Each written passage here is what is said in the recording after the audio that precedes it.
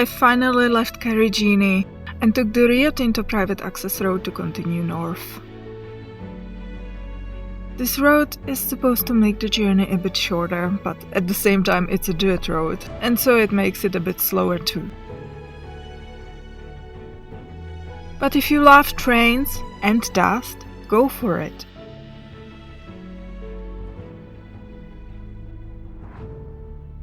To drive on this road you need a permit, which you can obtain for free by completing a short online course and passing a quiz on the end.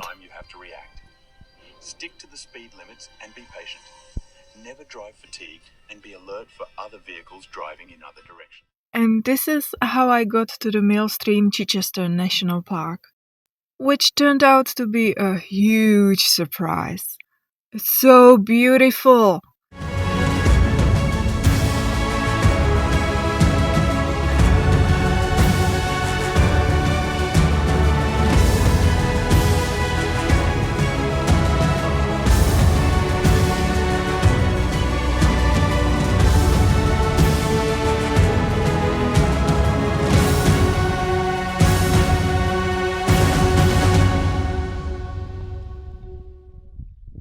First, I stayed at Stargazer's Campground. It's $15 per night, but it has very clean toilets and the best hosts I have ever met, Tony and Julie.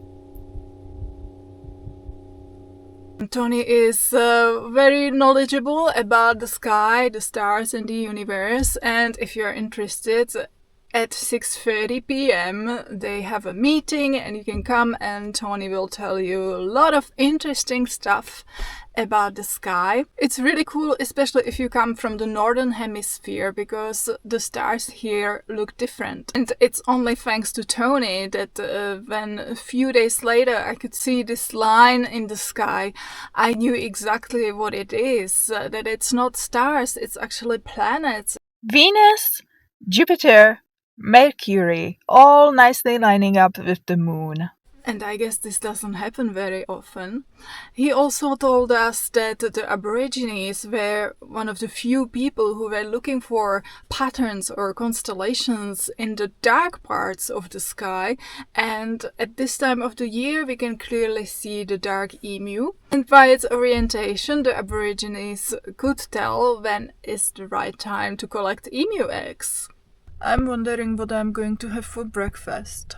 It's been a while that I have seen a supermarket for the last time.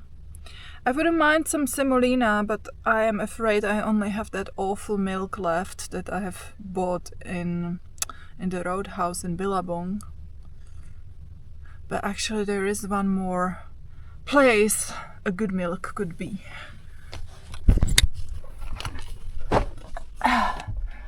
I have hidden some stuff here. Yes! There's 2 more! Yes! Oh my gosh! I love it! I'm not gonna starve just yet.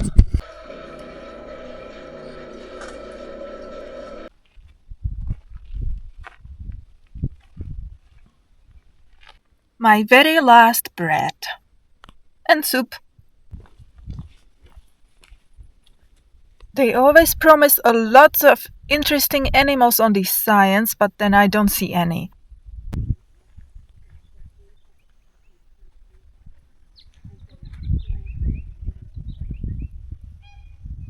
I really like it here. I haven't seen so much green for a while now. Friendly! I don't know if they got teeth, but they just... There's a big one. A big one around.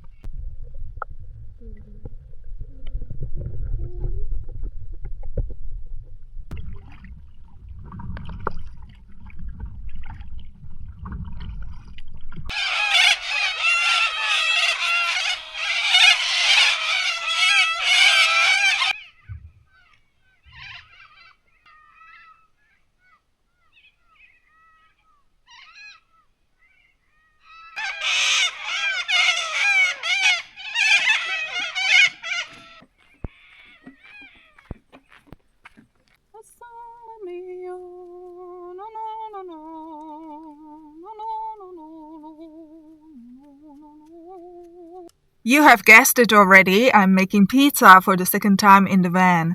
I'm trying to perfect the recipe, especially the cheese. The differences I made today is that I put sliced garlic under the tomato sauce and I absolutely loved it.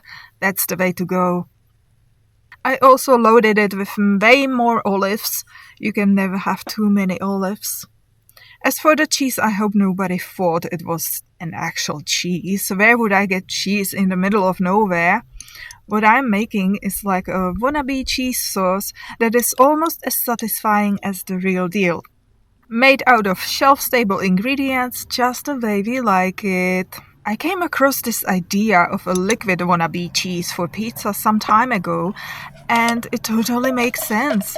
Rather than making a hard cheese then melting it, why not skip the hard stage altogether?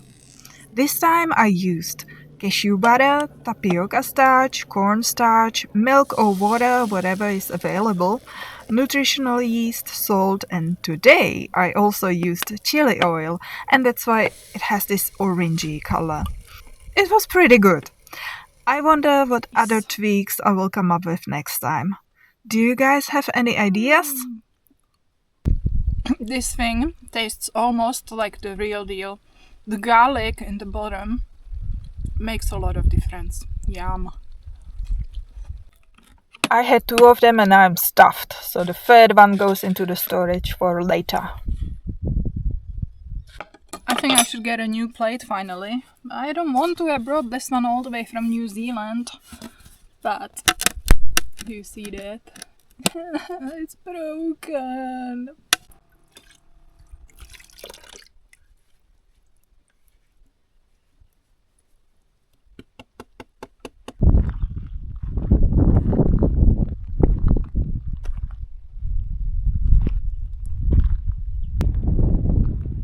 Another plain promise.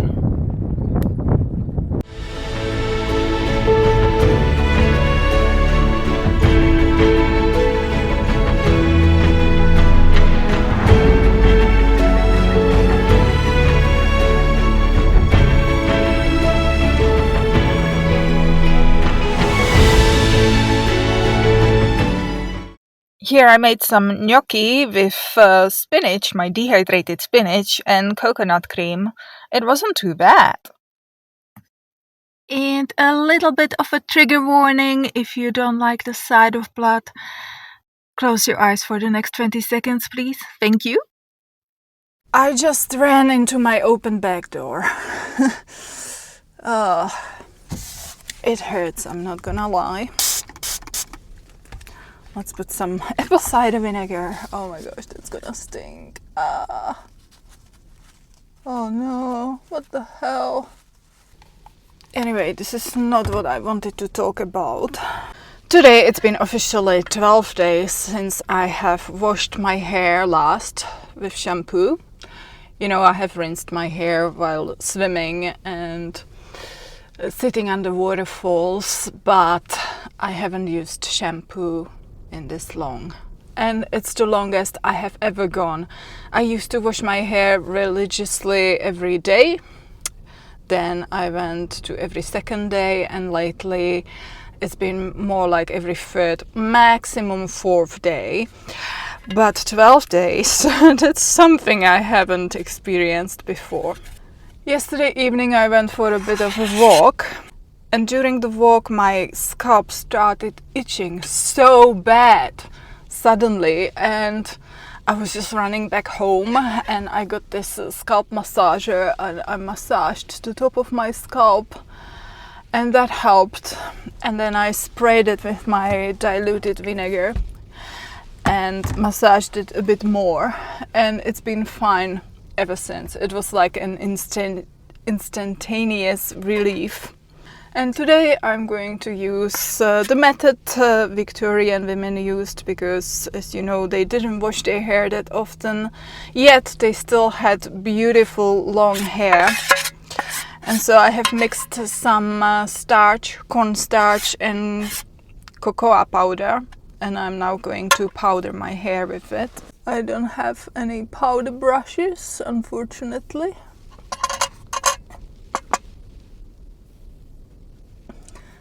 I have a feeling it's gonna be everywhere. I need a mirror. Okay, that's it. My hair feels really good. It's nice and smooth. I can brush it all the way through. And I just cut my fringe so that it covers the gash in my head. I'm really surprised. I would have never thought that it can look this good after such a long time. This is how my hair looks like the next day after the starch and cocoa treatment. I thought I will go for a swim in the Python pool yesterday, but the water is too cold for me and there is no waterfall. I was expecting a waterfall. So yesterday I got kicked out of my camping site by a ranger. I think people moved and then in the evening they went back there, but I went to a different spot. And now I'm back to the pool. I want to go to the little hike. Something tells me that my camera is no longer waterproof.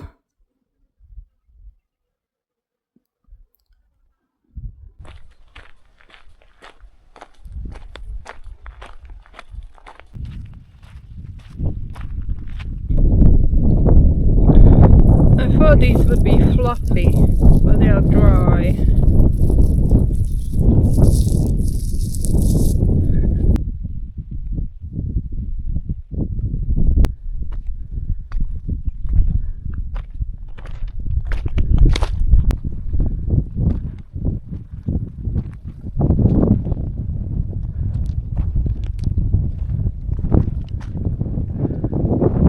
I'm tempted to get in after the walk, but I think one step in will convince me otherwise.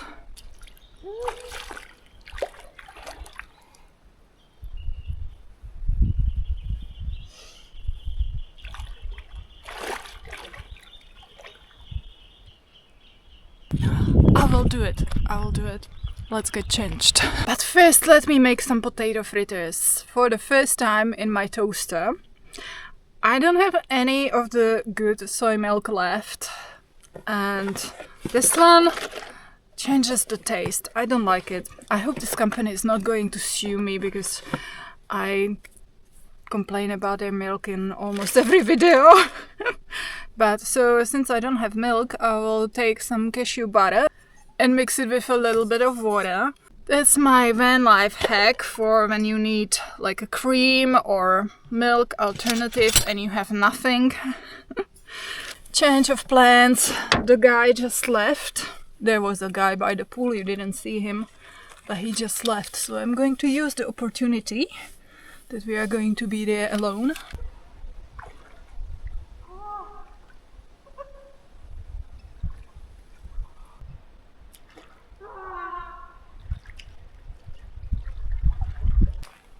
I don't think I can do it. It's freezing. 5 hours later. I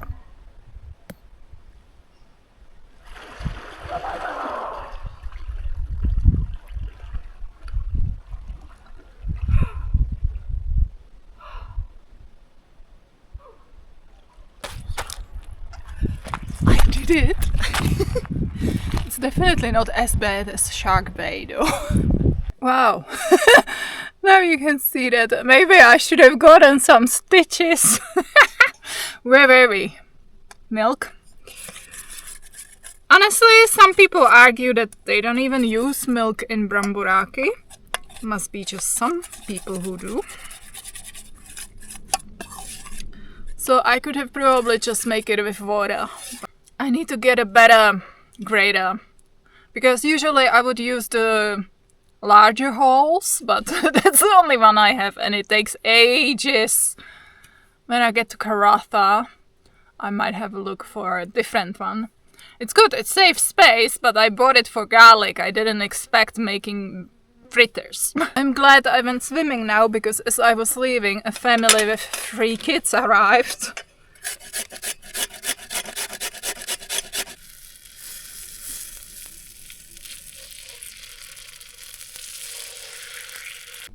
They were good, but next time I will make them in the instant pot again because we like them thin and crunchy.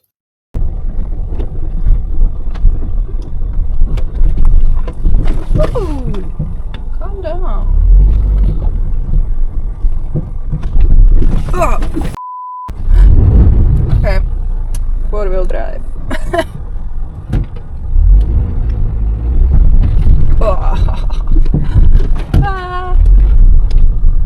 This car has been here for a few days. I wonder if anyone is inside or if somebody went for a hike and died. I am here for the last time. I am resolved on leaving today.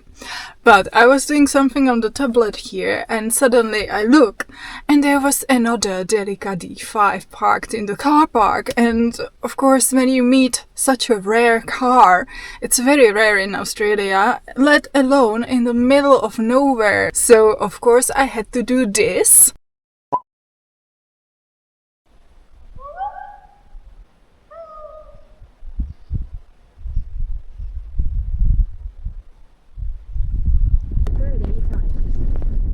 And this is me leaving the national park, feeling really sorry for my car on this horrible road. And this is where we will go the next time. As always, thank you so much for watching. I hope you will have an awesome week.